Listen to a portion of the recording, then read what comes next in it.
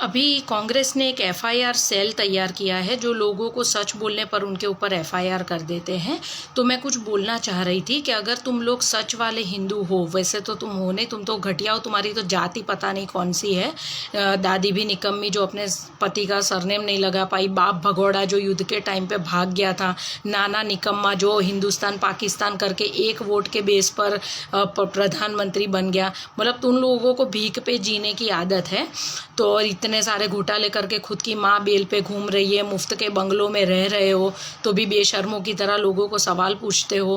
1500 करोड़ देने वाले रतन टाटा ने जवाब नहीं मांगा, लेकिन चवन्नी भी नहीं देने वाली भिखारी जो लोगों के पैसों पर पल रही है, वो भूरी काकी मोदी से हिसाब मांग रही है। काहे का तू हिसाब मांग रही है? तू है कौन? तूने क्या किया गरीबों के लिए? आज जब 1947 में इंडिया आज़ाद हुआ था और 1948 में चीन आज़ाद हुआ था, तो आज चीन वर्ल्ड में 2nd नंबर पर है और इंडिया 138 नंबर पर है। 70 सालों में तुम लोगों ने देश को आगे लाने के लिए कुछ किया नहीं है। किस चीज़ का तो हिसाब मांग रही है?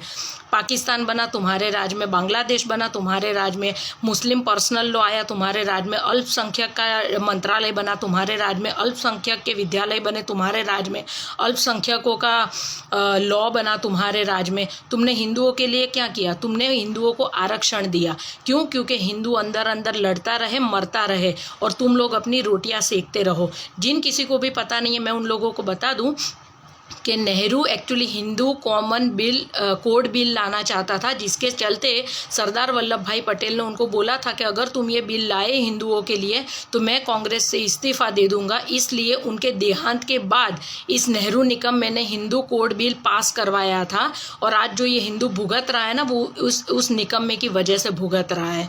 ठीक है। और दूसरा कि मोरारजी देसाई ने अपने एक उनका जो बुक है मेरा जीवन वृत्तांत, उसके 4, 5, 6 नंबर के पेज पर लिखा है कि पता नहीं क्यों मुझे ऐसा लगता है कि नेहरू को पहले से ही हिंदुओं के साथ अलग ही पूर्वाग्रह है और जो हिंदुओं से नफरत करते हैं। और जेबी कृपलानी ने भी कहा था कि अगर आप हिंदू से प्यार करते तो कभी हिंदू कॉमन बिल नहीं लाते, आप कॉमन सिविल कोड लाते जो सारे धर्मों को लागू पड़ता। लेकिन आपने हिंदुओं पर अपना गुस्सा उतारा और आप हिंदुओं को धोखा देने के लिए जनोई पहनते हो। ये जेबी कृपलानी के शब्द है।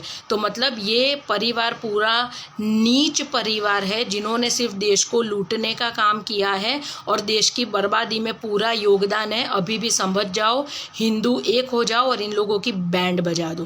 कांग्रेस मुक्त भारत करोगे तभी जाकर तुम्हारी ज़िंदगी सुधरेगी, वरना तुम्हारी ज़िंदगी ये लोग नर्क बना देंगे।